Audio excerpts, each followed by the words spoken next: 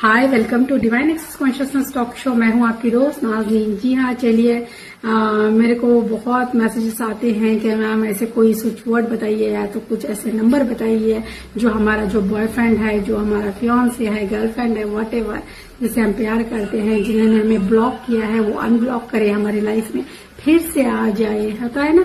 चलिए, एक बहुत ही प्यारा फोक्शा है, स्विच वर्ड्स है। अगर आप इसको चैंट करते हैं अबाउट 28 टाइम आप इसको चैंट करते हो तो यू गेट डेफिनेटली अनब्लॉक और वो पर्सन आपकी लाइफ में आ जाएगा। चलिए, सडनली रीच कनेक्ट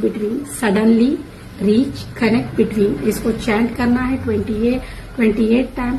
दिन में आप 3 टाइम कर सकते हो, 2 टाइम कर सकते हो। विदाउट इंटेंशन नहीं करना है, विद इंटेंशन करना है।